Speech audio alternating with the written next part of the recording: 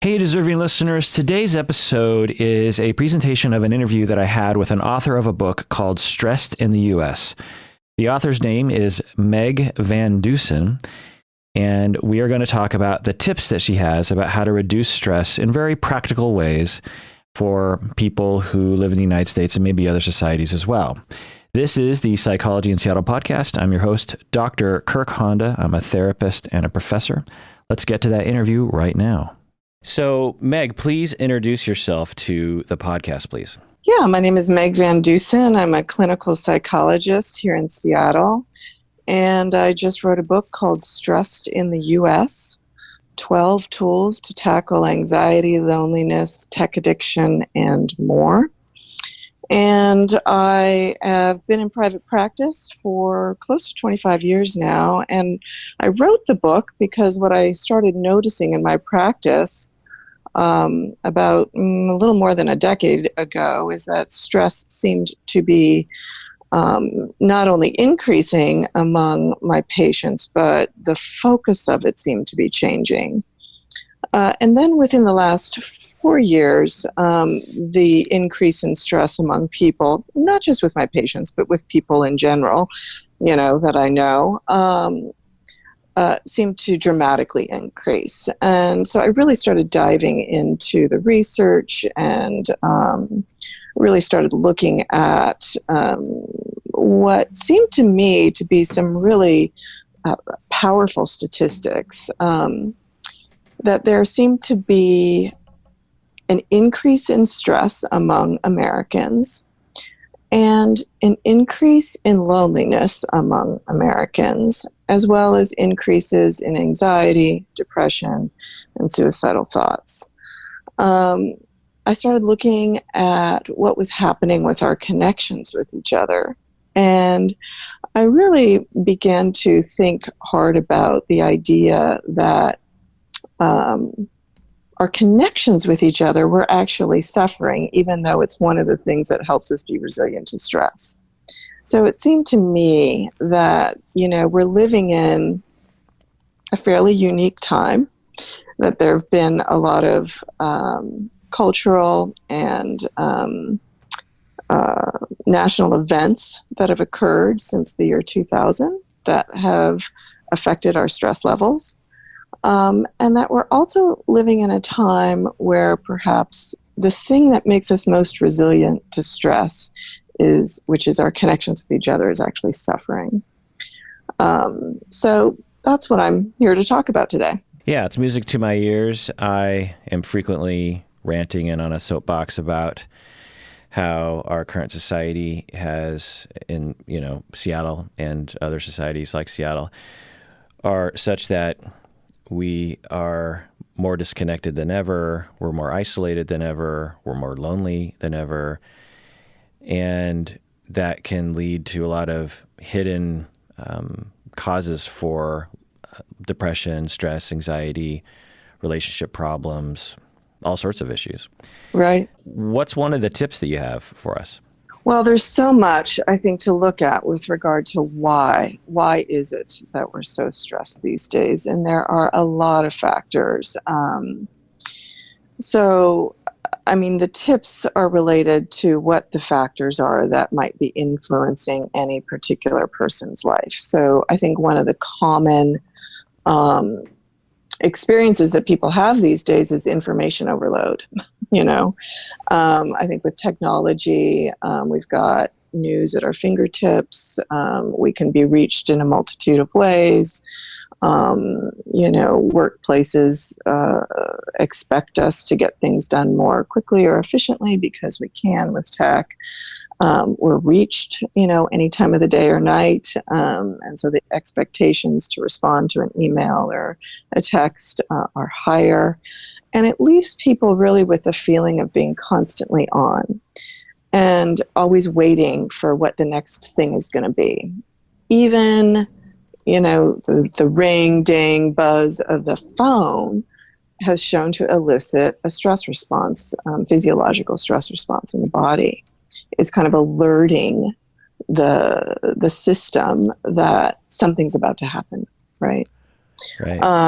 And so when we are being constantly bombarded with this kind of information streaming and this kind of contact, specifically in these technological ways, then we're really in a chronic state of hypervigilance, and it makes it really hard for us to calm our nerves.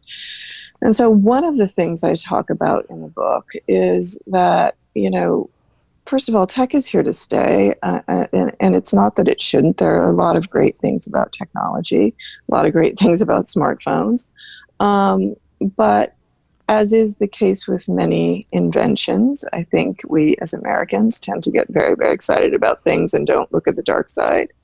And so we are now left with having to be very intentional about setting our own boundaries, around our accessibility, around how much news we ingest, around how much our smartphones are on our bodies or,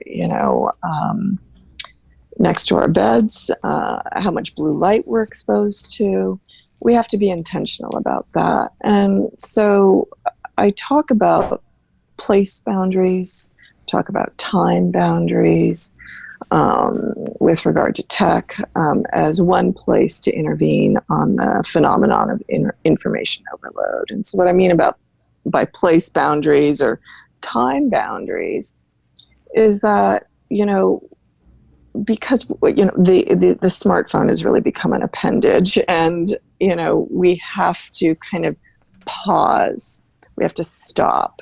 We have to think, wait a second, I actually can separate myself from this device right now. I can put it in another room. I could turn it off entirely so it's not ringing, dinging, buzzing, whatnot, in order to give myself a break from that constant bombardment.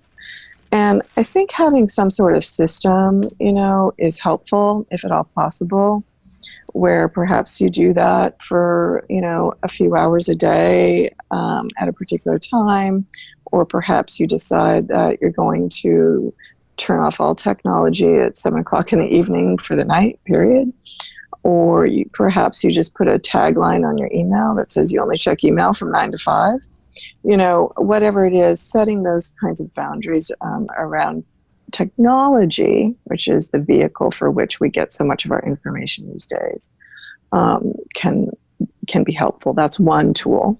Yeah, I find that it's a complicated thing because I'm guessing a lot of people listening right now are like, yeah, okay, I've heard that before. And, okay, it's probably good advice. Like I should exercise more or drink more water, lower my cholesterol. There's a lot of things that people are bombarded with in terms of advice that they can get on board with and say, yeah, but then they just walk away and they don't really change. And so I think part of it is, and I'm guessing in your work with your clients is in the nuance, as it is with people that I work with in my clinical practice, is that it's not necessarily, it's about like evaluating those things that are actually causing the stress. Like one thing that you'll often hear is, don't check your phone when you first wake up.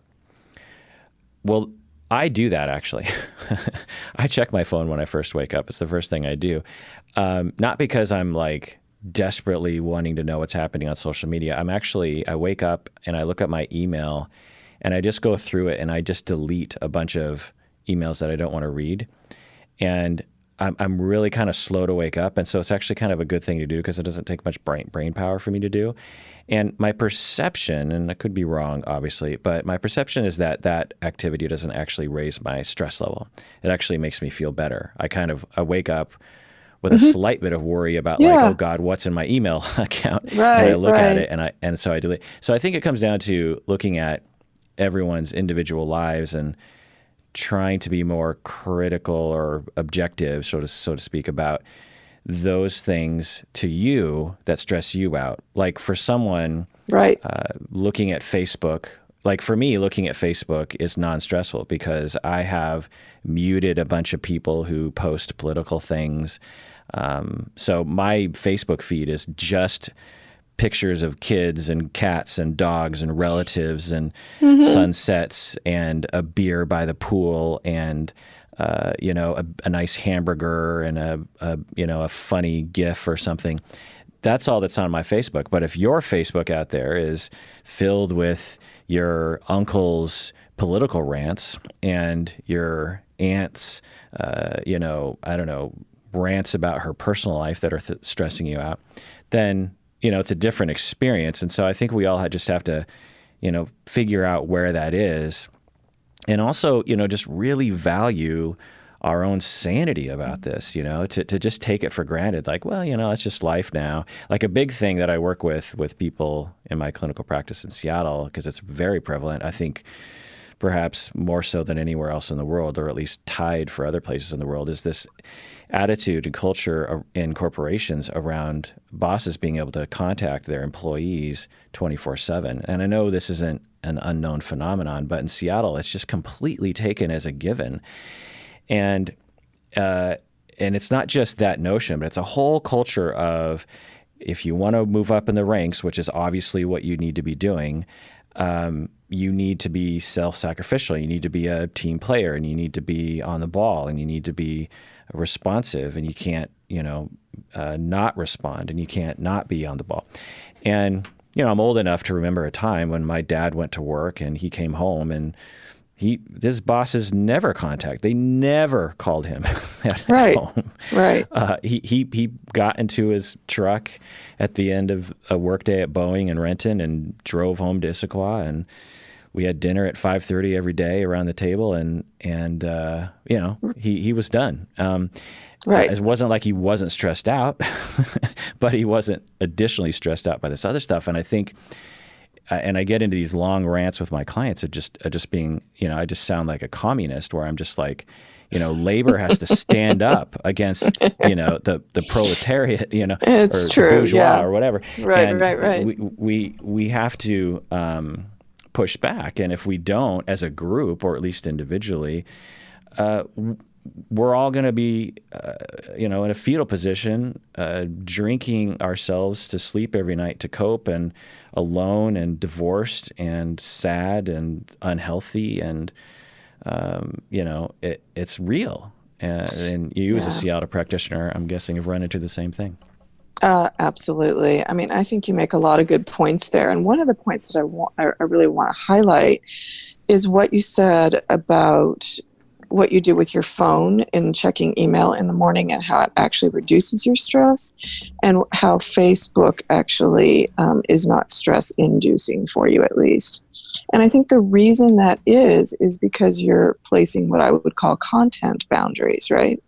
You're actually getting rid of a bunch of content, both in the email and on your Facebook feed, that might otherwise stress you out. And so that's just another way to set a boundary. It doesn't have to be put your phone away, for 18 hours.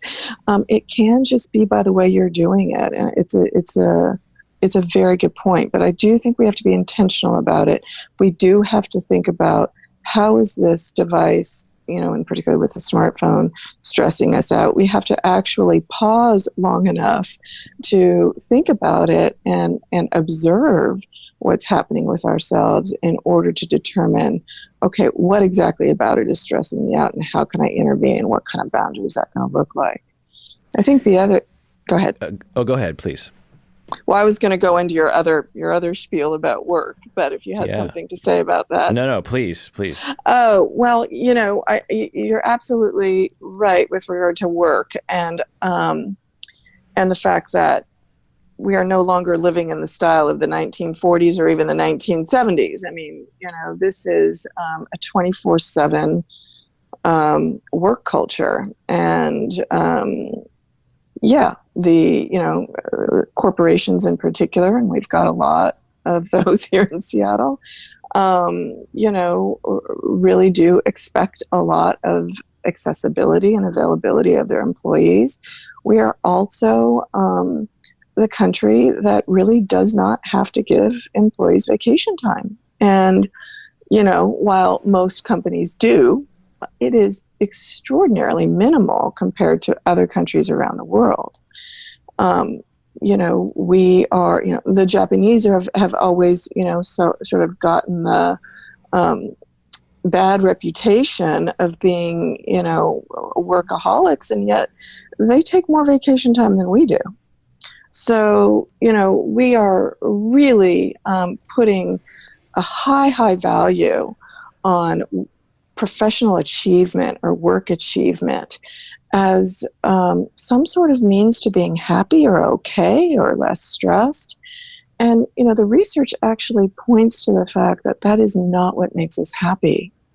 And so I think part of that, looking at American culture does have to do with the more is better mentality. There has always been kind of that mentality in the US, more is better. And now it's really focused on achievement.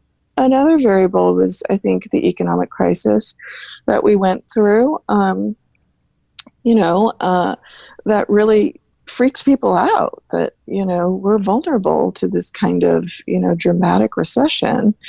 And so, people are feeling insecure and are feeling threatened that if they don't work like a dog, that they'll be replaced. So there are a lot of cultural variables, I think, that are affecting this crazy work culture that we live in. But I 100% agree with you. It's got to start somewhere. And that as employees, it is important to band together. It is important to go to management and talk about, vacation time and the importance of it. I mean, there are many studies that have shown that the more people have what you and I would probably deem, normal work hours or more vacation time, the more productive they are. So it really is a win-win situation, both for the company and for the employee, to reduce work hours, reduce workload, increase vacation time. And yet, I think we are going to have to kind of speak out much more than we have been. Yeah, and I find that it's a cultural, as you're saying, thing as well. It's not, when I have clients where I'll start targeting this as an issue for them to improve and change, and they're convinced, but they have a lot of resistances against it. And it's if it was just as simple as me saying, try to work less or try to push back on your boss less, then they'd be like, oh, okay. But usually there's just a ton of propaganda that they've ingested and taken for granted that you were referencing that resists the effort that they have to actually better their lives. And it's a deprogramming, a re-education, if you will, of people to emerge out of potentially 45 years of being propagandized to about a particular way of living and particular values to have. I mean,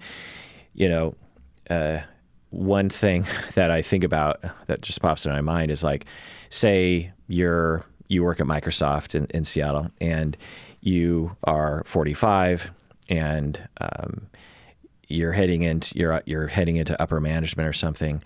And instead of buying yet a bigger house and a nicer car, you actually buy a crappier house, if you will, like a smaller house or a older house or Right. a house in not the best neighborhood or something. And you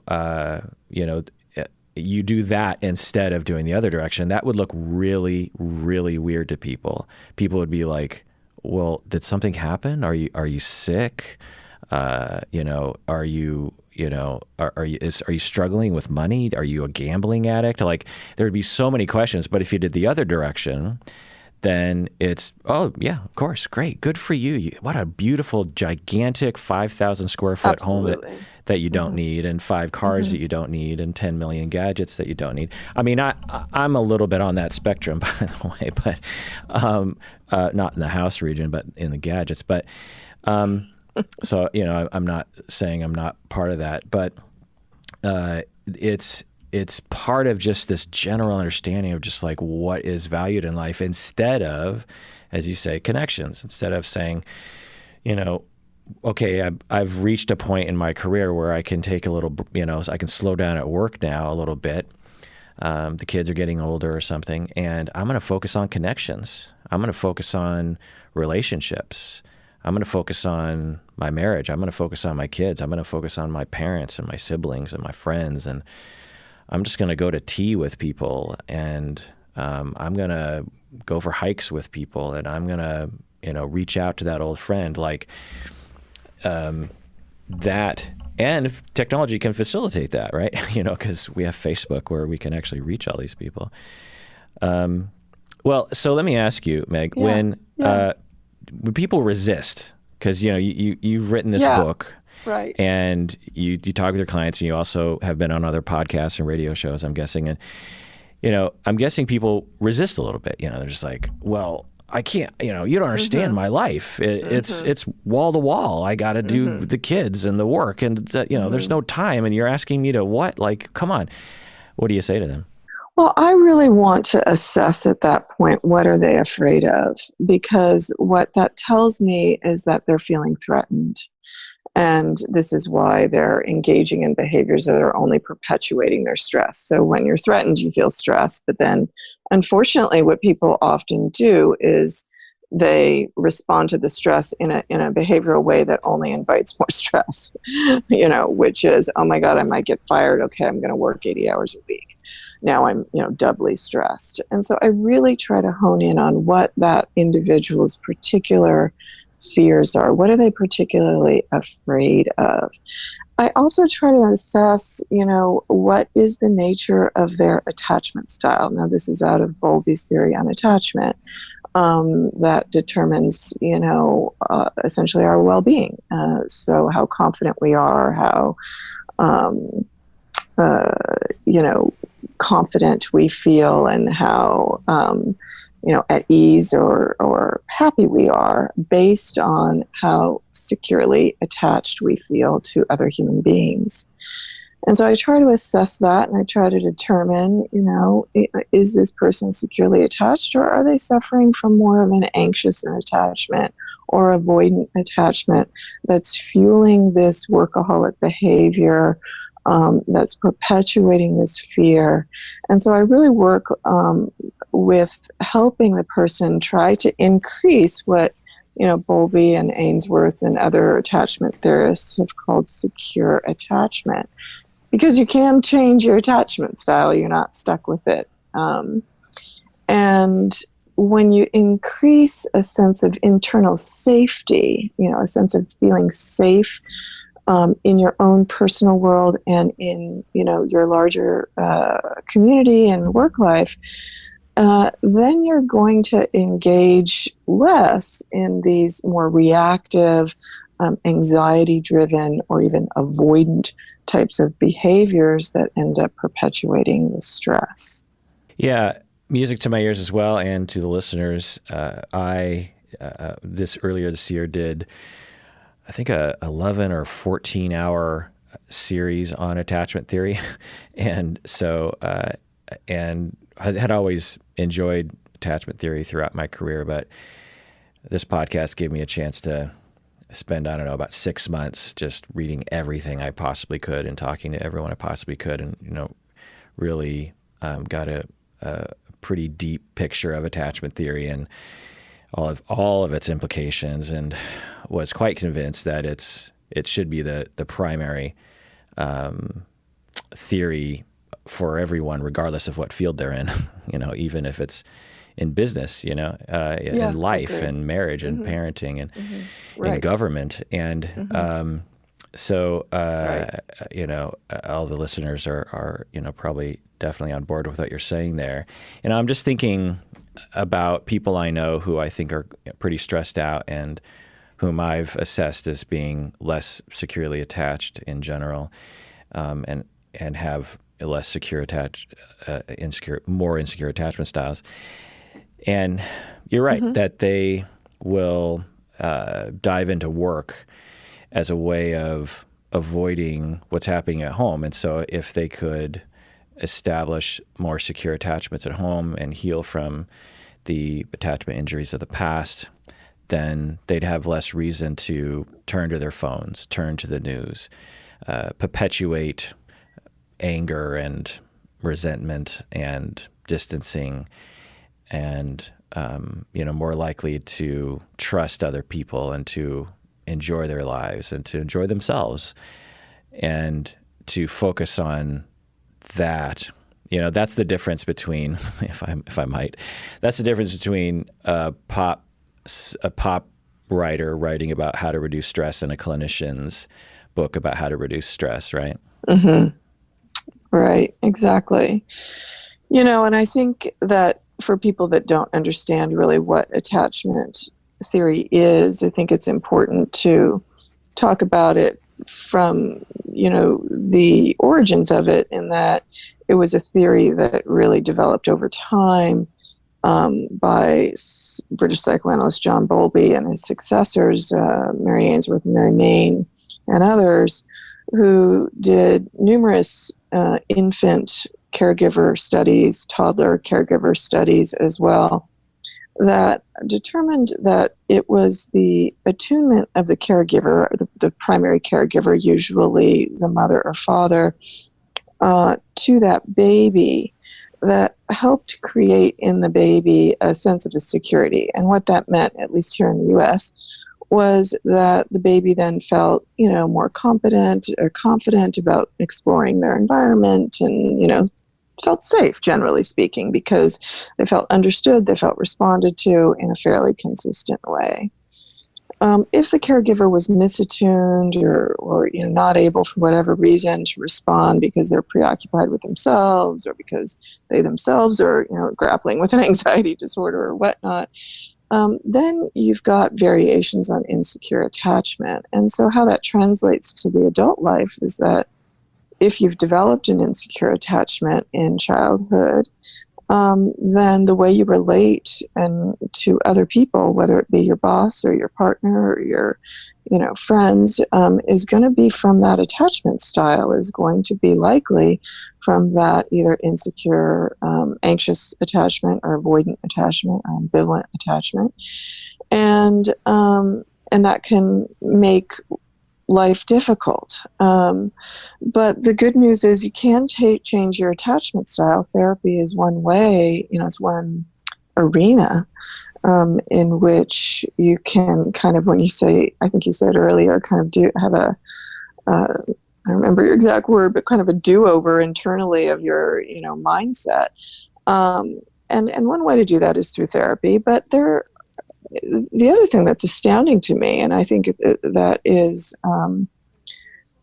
really helpful for so many people because it's so accessible, is mindfulness meditation has shown to increase secure attachment within the self. So without even another human being present, which sounds odd, it helps increase the sense of safety and security within the self. Why? Because mindfulness meditation practices non-judgment, practices self-compassion, and these are things that are akin to parental attunement, the kind of parental attunement that fosters secure attachment in children. Can you explain that a little bit more in terms of your understanding of it and how you actually do it with clients?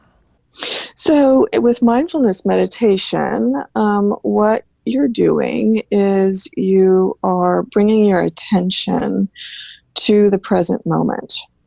So we tend often to ruminate about things we did or said in the past, worry about the future, what's going to happen tomorrow, is my boss going to be mad at me, these kinds of things. And we're often very rarely in the present. So mindfulness, and I guide clients, I'm helping them bring their attention to the present moment. I usually have people close their eyes just so they're not visually distracted. And something simple like bringing your attention to your breathing, right? Because that's happening in the moment.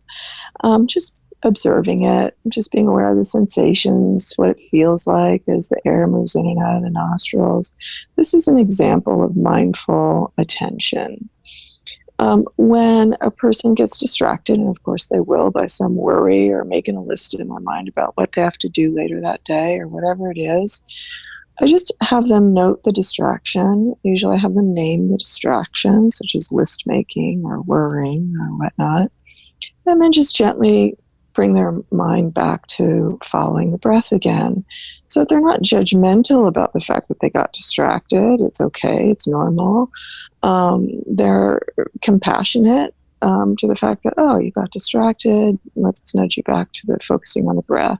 And when you're doing that, what research is showing, when you're doing that over and over again, two things are happening. One, you're retraining the brain. So this whole idea of neuroplasticity, where we can actually change our brains more than we realized, to be more able to be in the present moment. And two, when you're focused on a task like following the breath in the present moment, you're the part of the brain that actually tends to, or is responsible for the rumination I described earlier, the worrying, the, going over and over things about what you could have done differently, the list making. That part of the brain actually quiets when you're meditating or when you're being mindful, because you're engaging your prefrontal cortex in a task, and you're disengaging what's called the default mode network, which is the part of the brain that tends to ruminate, and particularly tends to ruminate negatively on the story.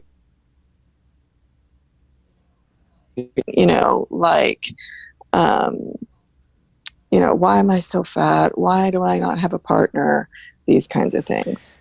Yeah, that was well said. I tend to see it in a way in which, or I've learned to see it in a certain way, because I've been studying meditation. I've been exposed to it since the beginning of my career over 20 years ago, and my understanding of it has evolved over time in terms of how it works for me.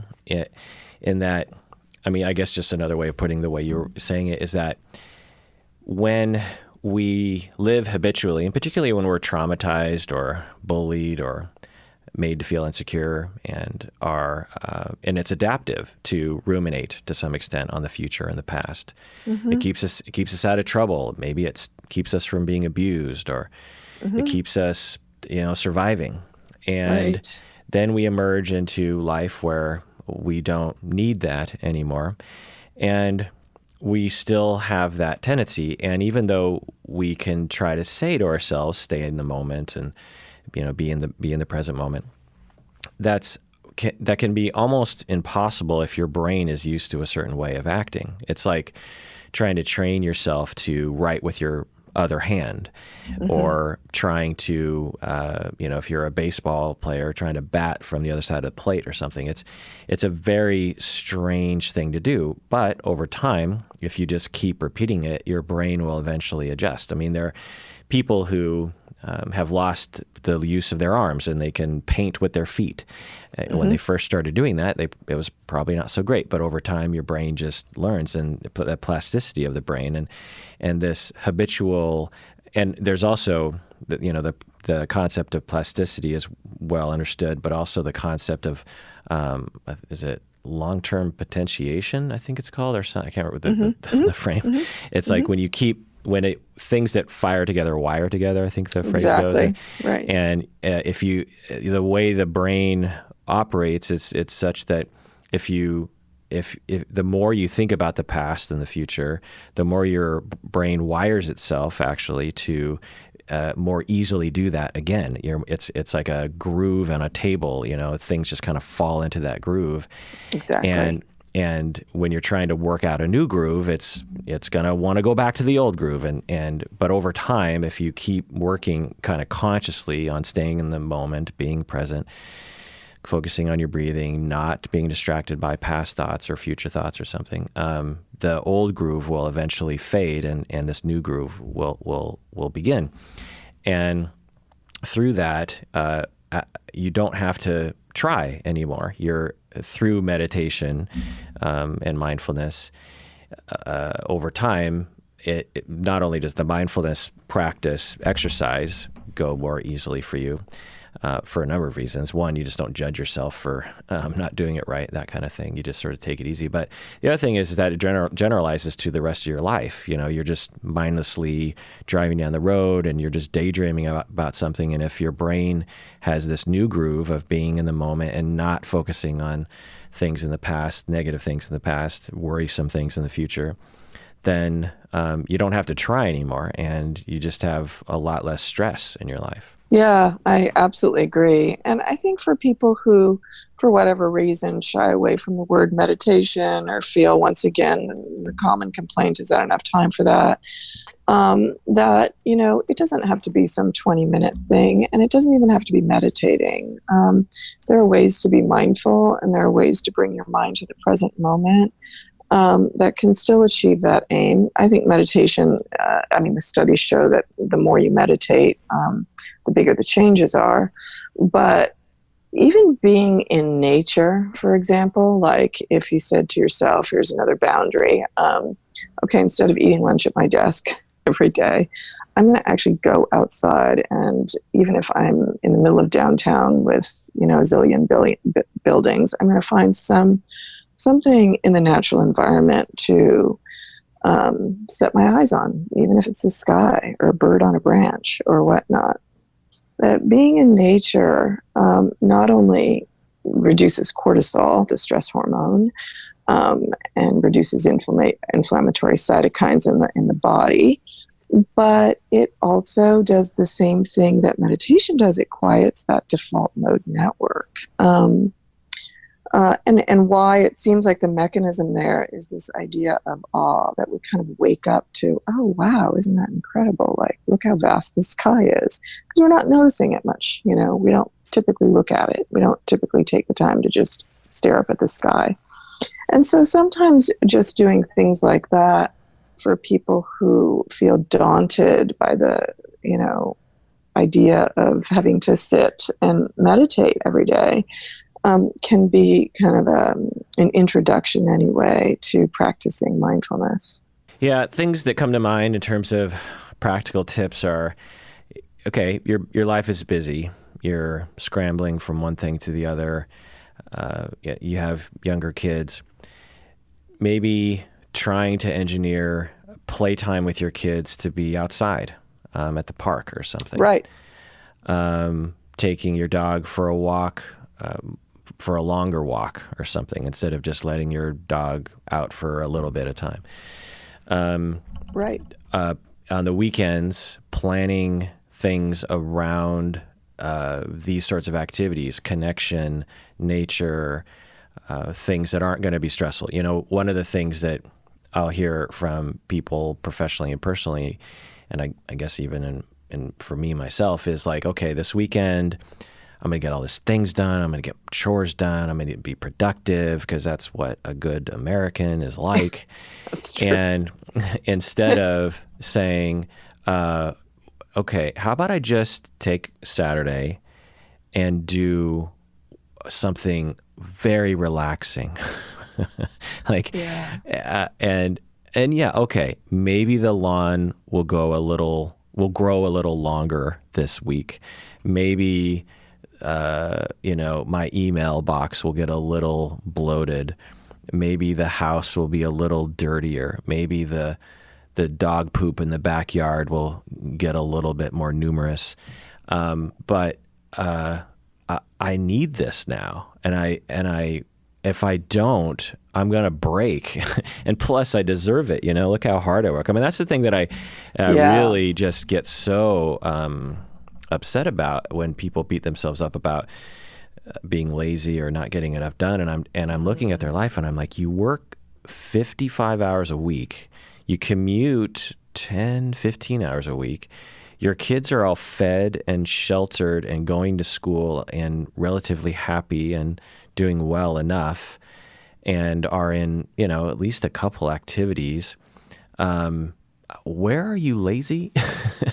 And they're like, well, but you don't understand, like, I got this project in the garage, or there's this deadline at work, or I haven't even gotten to my taxes yet. And I'm like, oh my God, like, what have we done to ourselves as a society, Right. And the thing that I will always also give tips for is if you're not at a job where you can get some of your personal life in order, a couple hours out of the day, then you're not living the American dream. That's very true. Like there are people who I've always kind of enjoyed jobs like that. I've always had jobs where if I wanted to, I could sort of chill out or run an errand, a personal errand in the middle of the day or something. And I find that, some people, it's like they're working like a dog from, 8 till 7 and there's no break for even lunch or something. And I'm like, how did that happen? That just seems so unfair. And they're just like, well, that's everyone around me is doing that. And they just get used to it. They just think, well, that's just life. And I just think people can't, it's hard, of course, it's hard to know what to do. And I think part of it, while I'm just rambling, is that when people start their career trajectory in their early 20s or something, is to value this. They should have a class in career development of just like, okay, how are you going to have balance in your life? Does the career you're going into even have balance? What does the research say about the actual well-being of people in this profession? Or do you need to start advocating for greater labor laws in this profession from the beginning or something? Because that's not what people are focusing on. What they're focusing on is money and also meaning, right? Which is good to think about, like, oh, is this job going to be meaningful to me? But another part of it is like, is this career going to crush you? Right. And again, I think Jean Twenge's research out of San Diego State, showed that, in the millennial generation, extrinsic goals are far more important than intrinsic goals. And so even telling people to do something relaxing can be like speaking a foreign language, because as we talked about before, their brain doesn't know how to do that. Their brain feels like if they sit, they're wasting time, they're not being productive, they're not getting to, they're not achieving. And that's the danger. That's a huge danger that we're living with. And so again, finding kind of these little pauses and exposures to, wow, what's happening in my body right now? What emotion might I be feeling at the moment? That's just a pause. It's just a minute of checking in, attuning to the self. Or, hey, well, let me stop as I'm running for the bus. Maybe I'll miss the bus because look what's happening over there. There's, this beautiful flock of geese. And being able to actually pause long enough to take in the things that are stress reducing can help to, at least make that quarter turn so that we're not living in this merry-go-round or, treadmill of life where Rollo May, and I'm going to probably botch his quote, but essentially said, it's an old habit of Americans to run faster when they've lost their way. And I think we have lost our way in many ways. And that's why everybody is running around like nuts. And we do need to just at least try to get ourselves to pause. That's a start. Yeah, I like that you're emphasizing that we can reparent ourselves in some ways. Yeah. We can give ourselves the attunement that we all need and deserve at any age, let alone for people who weren't given enough of it growing up, right, by paying attention to what's happening. That's what attunement is you're noticing your child's state, and you're responsive to it in a empathic and appropriate way. And as adults, we can parent ourselves in a lot of ways. We can, okay, what's going on with me? How am I feeling right now?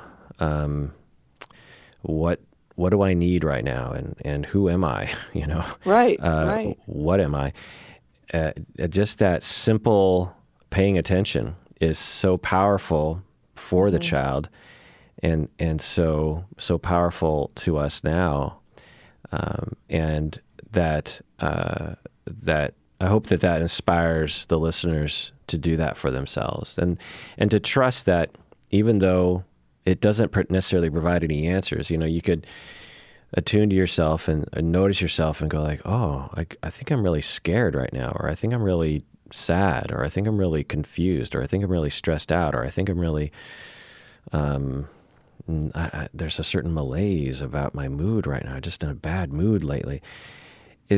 The attunement doesn't derive necessarily solutions for it to be a solution, I guess. When we pay attention to our children, and our child is, I don't know, gets bullied at school and comes home and is sad about being bullied at school. The first, thing sometimes the only thing that they need is for us to be attuned to that and see that and be with them. It's like, oh, what happened? Oh, and the child's having their ups and downs and you're with them.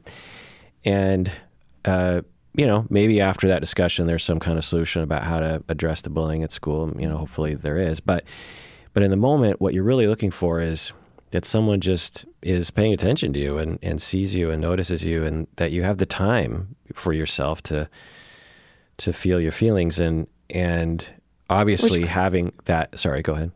No, which creates a sense of safety. Yeah. Yeah. So obviously, getting that with other people is great too. We should encourage people to do that too, as I always do. With a therapist, with their spouse, engineer those kinds of relationships, cultivate those kinds of mutual attunement with people around you. But also just on a minute-to-minute basis for yourself, just that can be an attachment healing moment to be attuned to yourself, to notice who you are. And that can be sometimes all you need as a solution. I agree. Well, Meg, it was great having you on the podcast. What is your book called? Yeah, thanks for having me, Kirk. It is Stressed in the U.S., 12 Tools to Tackle Anxiety, Loneliness, Tech Addiction, and More. You can get it easily on Amazon right now, or my website.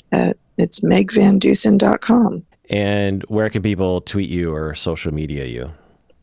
On Twitter, I'm at Dr. Van Deusen. And that's probably the best way. Great. Well, thanks for coming on the podcast, Meg. It was, I feel more relaxed after this conversation. Oh, good. Yeah, it was great talking. Thanks, Kirk. And everyone out there, please take care of yourself and attune to yourself and others, because you and others deserve it. That's right.